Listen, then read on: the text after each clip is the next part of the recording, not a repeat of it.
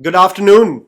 In the latest news of TRP headquarters, boomers have taken over production companies and digital departments. Their archaic thought process regarding transformative content मंझे मैं आपका content reuse नहीं कर रहा हूँ, उसे visual context के साथ explain या criticize या promote कर रहा हूँ. But anyway, this fair use on YouTube, which is out of their vocabulary, has led them to take advantage of the unresponsive copyright system that gives the claimant the benefit of the doubt, irrespective of the case, in turn, leaving the individual creators, your cheta here, getting stranded. As the host of your show, Jamie from Tried&Refused Productions has some people he can communicate with associated with said production companies because your macha is very connected, I must say. These infuriating conversations lead to mostly dead ends or warnings. This is ironic as the content creators using derogatory language regarding movies and creators, well, often go unchecked, but a movie celebrating the films that bombed at the box office, creating a call to action among a 1.2 million subscriber base to watch them on digital platforms gets blocked within an hour of uploading. This has led to Jamie, the host, becoming really angry and focus more on his skills as a presenter, no matter how cringe it is, letting go of the movie visuals as a storytelling tool for content because this transformative content इनके पल्ले नहीं पड़ने वाला. This puts undue pressure and stress on the subscriber base of TRP that has to deal with the host's bad hair days, ugly unshaven early mornings, and looking bloated after a night out. But he hopes and wishes the subscriber base will still tune in. On to the episode.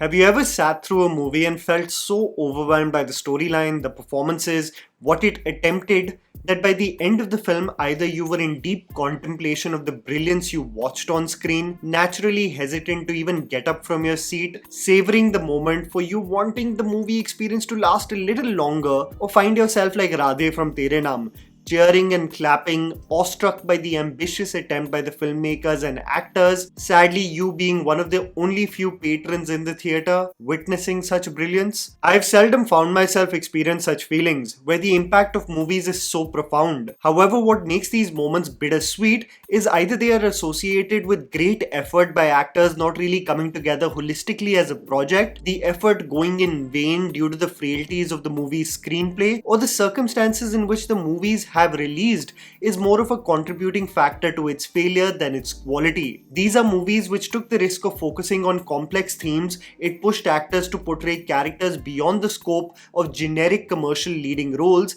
and the final result of these movies broke them, for the sheer effort was not celebrated even by a few.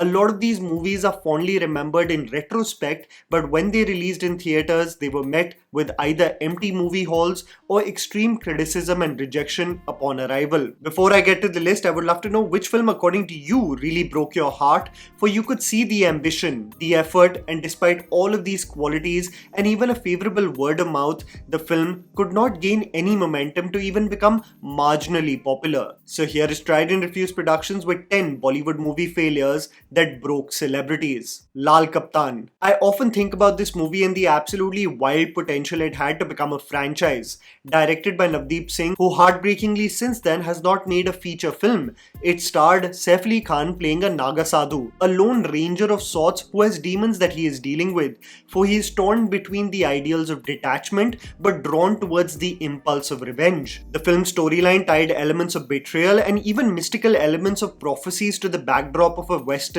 set during the era of the downfall and fragmentation of the Mughal Empire and the rise of the influence of British imperialists, and it eventually became a delicious concoction that we rarely see being attempted by Hindi cinema. The marketing of this film was unique in itself, for it released its trailer in chapters and even did solo episodes for its characters, providing us context and a glimpse to the world and its lore. The film was absolutely visually spectacular, enhanced by the cinematography of Shankar Raman, and boasted of such intense, gritty and exceptional performances by the cast that you really started to believe that these are the tales that need to be celebrated. But all the effort went in vain, for the movie just did not gain any momentum, ending its box office run with absolutely disastrous results, breaking the heart of Saif Ali Khan, who dedicated a lot to the character both internally and externally. Laal Kaptaan was crazy because it was so much makeup time and such a big commitment. Even if the film doesn't run, very sad, like a mini death in the family, very, whatever, we move on after a while. But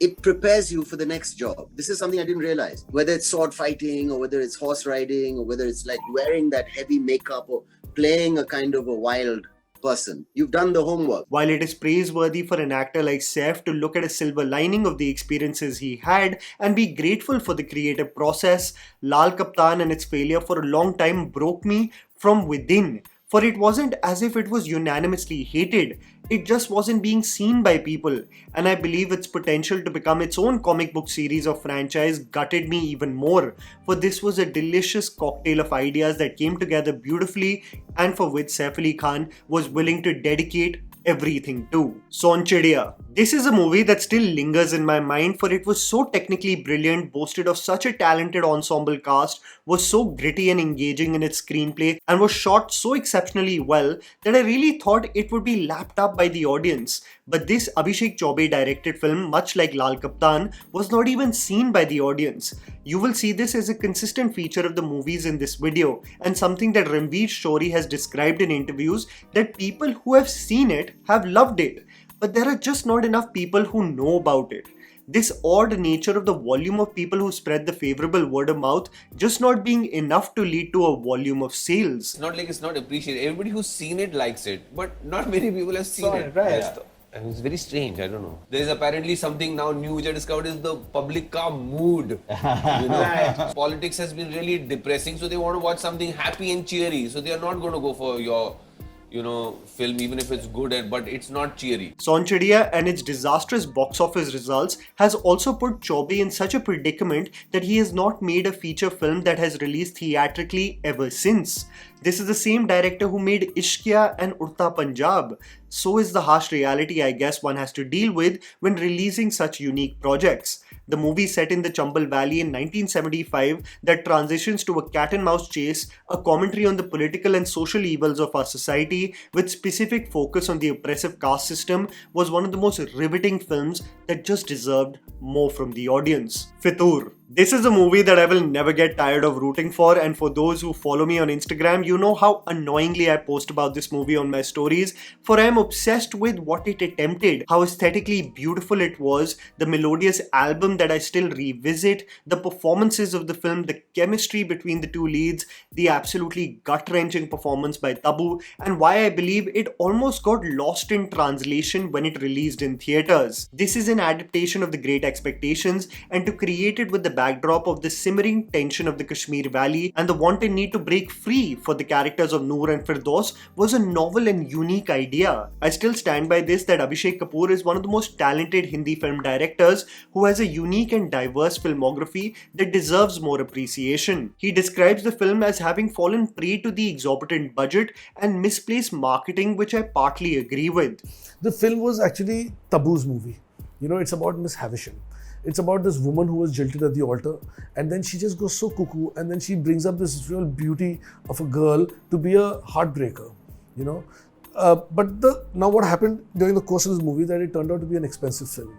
And when the film becomes expensive, then you start to market it very differently. Then you want to make it a love story because that's more commercial. The movie develops beautifully as one deals with the conflicting feelings of identity and self-worth, while all of it being orchestrated by the deep resentment and heartbreak that resides within an individual, making them a vindictive fool in the process, and it all developed into a beautiful but heartbreaking tale for me that received such a mixed word of mouth from the audience that it could just never recover the sheer investment that it was made in. I still revisit the poetic dialogues of this film, for they possess some of the most beautiful lines I've seen in a romantic film in recent times. Bhavesh Joshi's Superhero. One of the most underrated films of the superhero genre, Bhavesh Joshi's Superhero is something that we as film fans want an origin story to be like. Unique, stylized, gritty, and most importantly, original. I often revisit the beautiful origin story of this movie for the change that the motley crew of middle-class Indian kids strived for the deep unrest and resentment that was building up within them, for the deep-rooted corruption that they see around them. And as almost 7 years have passed with this film, I can't help but feel that its core is still so relevant today. The film and its ultimate fate at the box office in retrospect will break any film fan's heart, as Veere Di Wedding, which shared the same release date, eventually became the box office hit. Bhavesh Joshi, however, was terribly marketed. The first trailer was cut almost as an absurdist social commentary on the superhero genre itself. It was too self-aware for anyone's liking. The dramatic themes of the film were not even slightly hinted at. Insaf as a slogan was confusing more than effective. And even though all of these technical marketing jargons may have caused its failure at the box office, Vikramaditya Motwane had an interesting insight on what probably could have made the film fare better. I think, I've never said this publicly, but I think Bhavesh should have been a woman. I think Sikku's character should have been a woman's character. Maybe that would have created a much... I was... Greater interest in terms of what happens? Also just far more conflict, yeah? Just much more conflict. The world thinks it's a guy, it turns out to be a girl, so when she's unmasked, it's like, what the f***'s come from? While I think it's an interesting idea presented by the director, I think Bhavesh Joshi could have been a homegrown hero for the ages, who could have easily had multiple films or a web series of his own. But alas, it did not work out that way. Jagga Jasoos. This is simply one of my personal favorites, a beautifully shot investigative globe-trotting thriller that was a musical in its truest sense. Jagga Jasoos was absolutely rejected by the audience in its theatrical run. I equate it to many things: its 3-year delay, the sheer number of elements it was attempting to portray, and like many Anurag Basu movies, an indulgent second half that took the shape of the number of heads that Nawazuddin Siddiqui had as the potential villain of the franchise. I mean, it had a romance, a case of conspiracy regarding overthrowing communist governments, a missing parent, a stuttering hero, a klutz of a heroine, and well, an illegal arms trade racket too. Let's just say a lot to pack in, which is something that even Ranbir Kapoor agrees to in his retrospective analysis. You know, being a musical, father-son, character stammers, it was episodic, he was a detective, there was too much going on, you know, so I think there were some genius parts to it, but on the whole, it didn't really come together. The failure of this movie has made Ranbir Kapoor since never venture into the space of being a producer. It broke me as an audience, for it is the ideas and abandon that I associate with movies and their magic. To attempt the wild, to attempt the obnoxious, and probably it was wishful thinking to assume that it would be celebrated unanimously. I still revisit the film's trailer and just how beautifully it was edited and presented. It made me really believe that we may have our own Tintin series, but it materialized into being mostly regarded as a disaster versus being appreciated for its charm and technical prowess. I hope when Ranbir does become a director, he strives to make films of the same kind, just with tighter screenplays, I suppose. I know many people would have expected Brahmastra to be in this list, but I want to say that Ayan, if you are taking 10 years to make an epic sci-fi film rooted in ancient Indian history, when we as viewers wanted to explore what the core power is guiding Shiva, and you come up with Pyar, you really think all of us would have bought it? It took you 10 years to come up with Pyar Ki Taakat. I just can't deal with the writing of that movie. Fan. Shahrukh Khan found himself in a creative rut of sorts in the early 2010s, where he was featuring in commercially successful projects, but those ventures were considered to be nothing burgers. A lot of fluff that was not creatively fulfilling, and when we look at SRK's recent ventures, it is an extension of what he stuck by, in wanting to make movies that the audience likes. This in many ways may seem like a creative cop-out by a star, but it is all a consequence of failing for multiple years with extremely unique projects, specifically from 2016 to 2018, starting from probably the most risky film, Fan. This upon rewatch is in my opinion probably Shah Rukh Khan's best performance in the last decade, with Raees falling a close second for it is dark, creepy, and it ventured into territories that even psychologically impacted Shah Rukh Khan. The movie had one of the most tight and engaging first halves, transitioning to what becomes the problem with most SRK films in that era, becoming bigger and more ambitious than it even needs to be, as it became a cat and mouse chase across Europe. The chilling dynamic, however, of the fan and star extracted an absolutely haunting performance from the star that is not appreciated enough. The film, due to its mixed word of mouth, became a flop eventually, something that personally impacted Shah Rukh Khan. And then post the release when it didn't do well, I cried a lot. Did it really break your heart? Yeah. When films don't do well, it breaks my heart. And I know some of them are not good enough. But this was extremely special. Maidaan. I'm still so mad about how underappreciated this Hindi film is even after its digital release. An inspiring story about the unsung heroes of Indian football, Maidaan released in theatres and vanished without causing any waves whatsoever. Neither did anyone sing praises of an inspiring performance by Ajay Devgan, neither did anyone point out the technical prowess and realism showcased in the sequences of sport. This is a movie that, due to several delays because of the pandemic, was almost in limbo of when it will release, and these delays even ballooned its ultimate budget. This film, probably due to its exhaustion of the audience with sports biopics or its lengthy running time, just seemed to not organically build a word of mouth and a favourable financial outcome. Boney Kapoor reflects on what may have possibly gone wrong and why it failed so miserably financially. Ajay is a big star. And in this film, he didn't play a filmy hero. He played a real life hero. He played Saeed Abdul Rahim as he was. He was not a loud character. He was a thinker. He was focused on the game. So he had to play Saeed Abdul Rahim. He can't play Ajay Devgan in this film. So perhaps that's the reason, and that's what showed in the promos and the trailers that we made. The film had the uncanny ability to make you truly feel you're a part of the spectators viewing football matches, its significance in Indian history, leaving you with a bittersweet feeling of why we haven't been able to replicate the same for decades. Guzaarish. This is a film that is just all heart and conviction, and its ultimate failure still baffles me. A movie based on a quadriplegic magician turned radio jockey Ethan Mascarenhas and his help and lover Sophia D'Souza was one of the most visually stunning and emotionally impactful films in Sanjay Leela Bhansali's filmography. The charm, wit, and sense of despair and anguish that creeps into Ethan's life was so beautifully portrayed by Hrithik Roshan. When Hrithik sat on Coffee with Karan post Guzaarish bombing at the box office, he basically articulated what some movies are meant to be. And I believe it's probably something that Hrithik should rewatch again, for he seems to have forgotten about this core creative principle he stood for years ago. You know, some things just add to life. Right, and this is one such experience. Some things of beauty, some things of art, like poetry, paintings, they should not depend on profit and loss. But in the commercial aspect where films are concerned, and there is a business aspect to it, I think there's always something to learn. And I think what I have learned from my experience is that there is a way to budget such films, and there is a way to have less of a risk.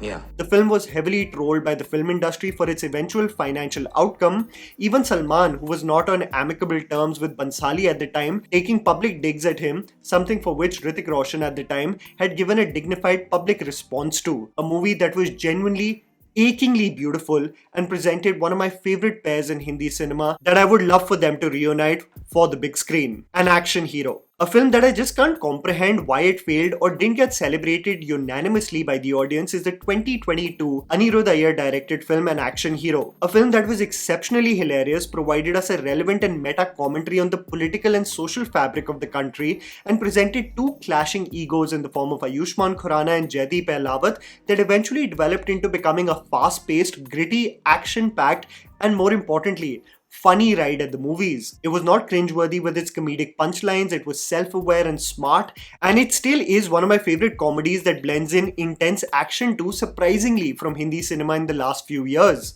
Ayushmann Khurrana speaks about being absolutely broken when dealing with the failure of this movie, that he believed had all the ingredients for an entertaining ride at the movies. It was pacey, it was unique, it was very relevant, topical, satire on the media and things were happening that time around pandemic.